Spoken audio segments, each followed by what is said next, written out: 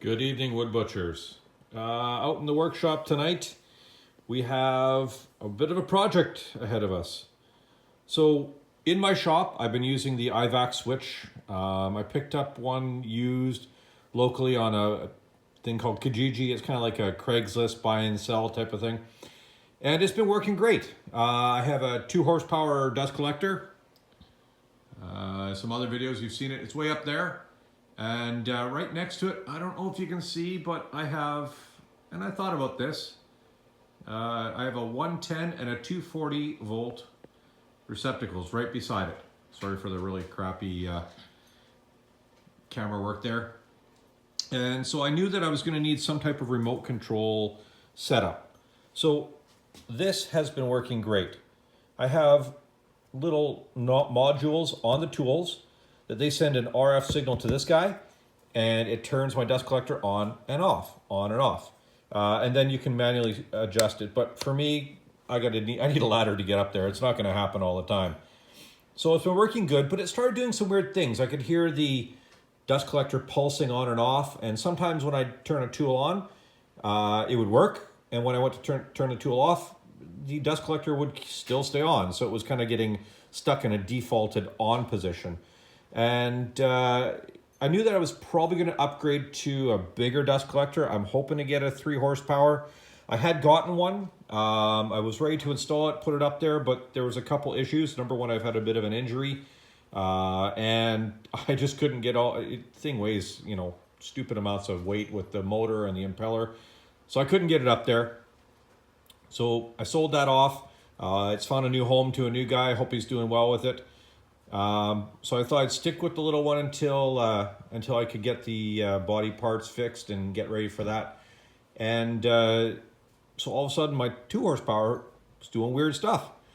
Contacted Ivac and told them what was happening. They said, look, although these things are rated for 240 volts, 16 amps, so theoretically it's okay. The initial voltage when the motor starts up, the initial draw, the voltage, everything just gets kind of squirrely because it's got such a huge load on it. So it could be pulling, 20 or 25, almost 30 amps. And they warned me, this guy may not last. And sure enough, it didn't. And again, it was new to me. I had no clue on its history. I think the guy was running a 3 horsepower dust collector on it. So I think just over time, it gave up the ghost. Not a problem with the switch, just too much load. So in relation to that, when it died in the middle of the termite and my little project making her a doll wardrobe, we're kind of stuck. So I made an order. It was on Sunday, I think, and today's Wednesday. Well, the new stuff is here. So I went with their Ivac Contactor. That's what the guys at Ivac recommended I go with. It's good for some serious crazy stuff. So here's all the stuff I have together for it. So the way it works is it uses a 110 volt switch. And what's going to happen is they give you a 110 volt sort of plug, and you put it into a gigantic industrial strength contactor. Now this thing is good for, I think, 600 volts and a whole whack load of amps. If we look at it really carefully, there we go. We can see its ratings, and it's going to be more than enough. And this thing is bloody heavy. It's got a lot of heft to it. Has a nice ground bar on the side. You punch out the ends for the cord retention components, and looks pretty solid. It's a nice case. What you do is you put your screws in from this end, that end onto the wall, and then it's got a really nice cover, which is really deep, gives you lots of room to work in there, and it's got a nice little sealing sort of a gasket there, and they give you more instructions on how to wire it up. And Ivac themselves comes out with a nice instruction manual. I'm going to be following that. So little by little, I'm going to show you guys how I'm putting this together.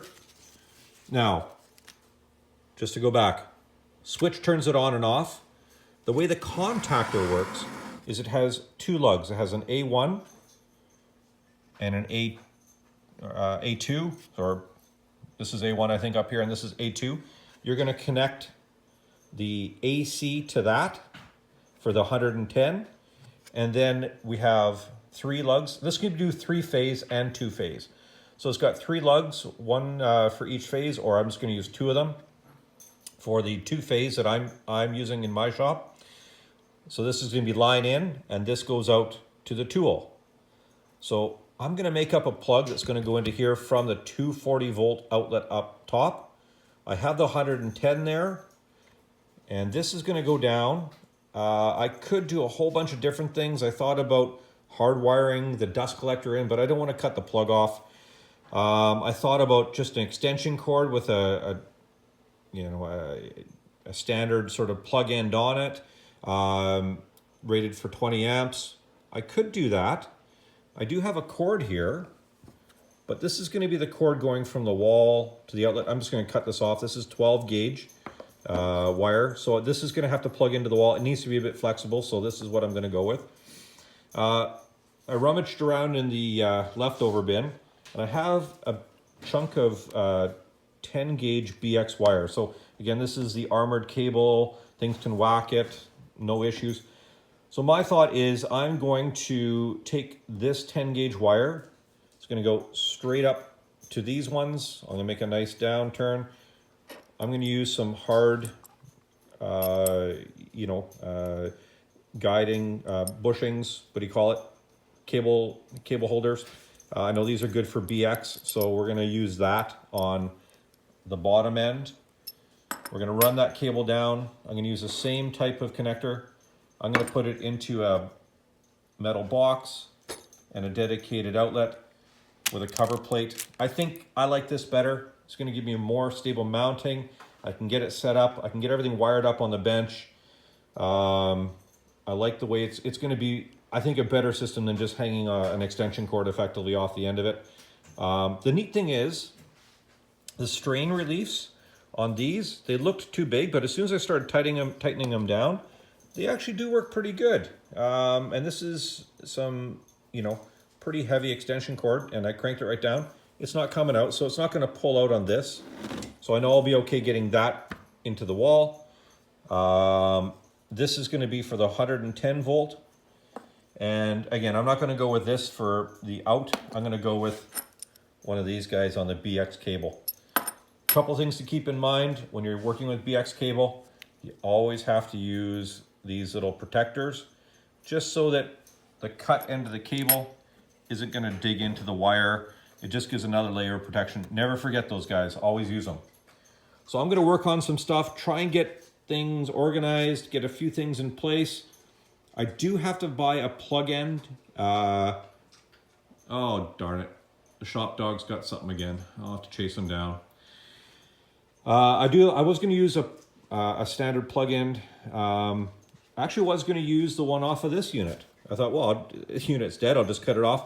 This is 14 gauge wire. I know it should be okay for the short little run, but I'm going to go with 12 gauge and a proper 20 amp, 240 volt end plug on it. I got to go pick that up at one of the local stores. So on top of that, I also got one of their automatic blast gates. The router table blast gate is sort of tucked in behind. It's hard to get at. And with a certain new injury, I'm having a hard time bending and lifting. So instead of trying to crawl underneath the thing to open it up all the time, I'm going to try one of these. So I'll give another video on that later on when I get it up and running and how it works. So a little bit of teaser. We're going to work on this stuff. I'll put this up, and as I work through it, I'm going to save it all into one big video. Rex, what do you have? Yeah, he looks so innocent when he looks at you when he's got something, but who knows? Anyways, working on this stuff. I'll get back to you, and I'll make sure that the Ivac guys approve of anything that I've installed, so I do it right. So we'll make sure if we're using some instructions for this, it's going to be done properly. Have a good evening, guys.